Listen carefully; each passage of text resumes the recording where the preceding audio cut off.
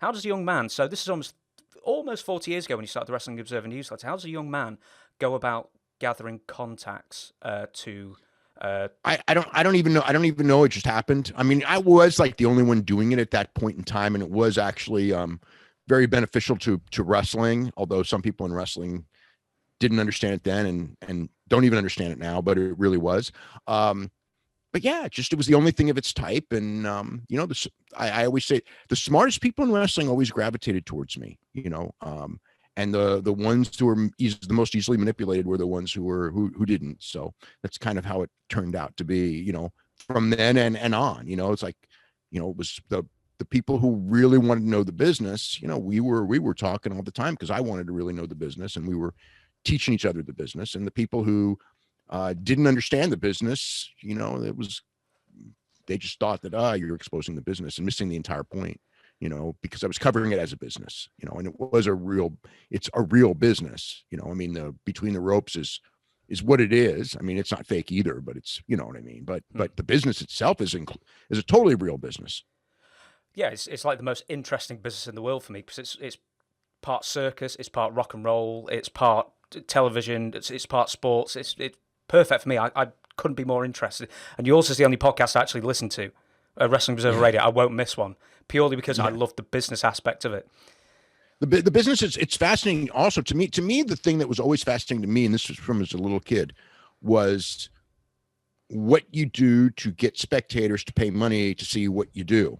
And it's like what works and what doesn't work and what personalities work. And, the same thing that works 5 years ago doesn't necessarily work now. But to me, it's just a fascinating study because it always changes and you never know. And everything's a risk. Like if somebody knew or you had all the answers, you would just be, you'd make nothing but money, right? You never make a mistake, but there's no one. I mean, Vince McMahon's probably had more mistakes than successes in the big picture, but the successes are big enough to override the mistakes. And, there's been, there's luck run in and things like that. There's all, it's just a fascinating, the whole business fascinating story.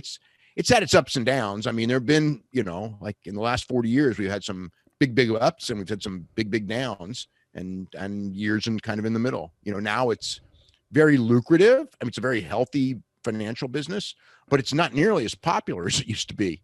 And and I don't know I don't know if the circumstances are that it could ever be as popular as it was in the late 90s. It's just a different time. Everything's more fragmented. It's like, are we ever going to have a rock band as big as the Beatles or Elvis? No. I mean, we'll have ones that you know what I mean?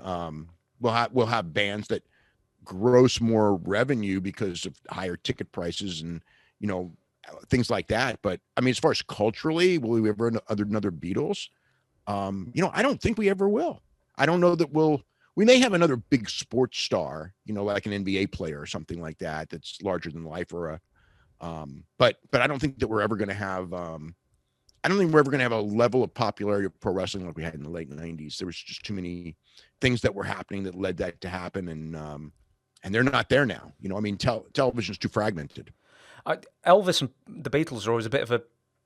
They almost looked out in a sense. I mean, apart from the fact that they're both amazing, is they looked out in a sense of the time they came because they were also like the edgiest performers of their day as well. So Yes. that meant just the kids loved them as well as their talents, obviously. But see, that's what's so interesting to me is, and you know what? When wrestling was really big in the late 90s, it was a really edgy form of entertainment.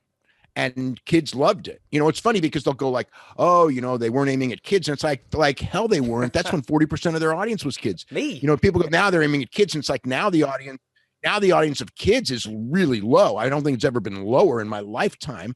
And people go, oh, they're aiming at kids. It's like, no, actually they're aiming at not offending sponsors. It's a completely different thing. And if they're aiming at kids, boy, are they missing the boat because they're doing nothing that appeals to kids. I mean, I have two teenagers. Well, I have a teenager and a girl who's 11. And, like wrestling's just it's not even in their world, which was funny because when I was that age, all we did was talk wrestling, especially when I was 11, it was like, that was like, literally all we did was talk wrestling and football and things like that. Yeah, same with me. When I was 11, because I started watching 93, fell out of it a bit, and then I got back in 1998. Weirdly, because of Kane. The first Raw I watched back in 98 is the one where he was shooting lightning out and he set the guy on fire on the ramp. And You know, for long-term wrestling fans, people would be like, geez. that is shit. But for me as an 11, 12-year-old, I was like, this is the greatest thing ever. Yeah. I mean, when I would watch that, I was just like, oh God, And now if you do it, the thing now is if you do anything like that, everybody craps on everything. So it's like, it's really tough to do something new. And I mean, look at the guys now that are like the edgy guys and everything like that.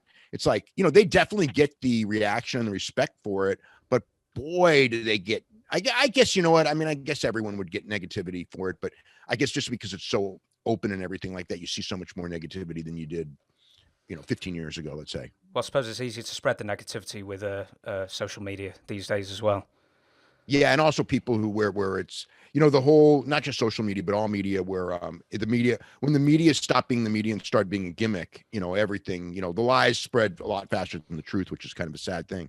But because I think before the media was the ones that I mean, I'm not saying they always told the truth, but that was the goal, and most of them was really to be, tell the truth. And now it's just like, that's the thing that scares them the most is telling the truth, because everyone's got an agenda, and you don't want the truth, because the truth is always different from your agenda. I mean, sometimes it coincides, but very often it's different. So you just try to hide it and spin it.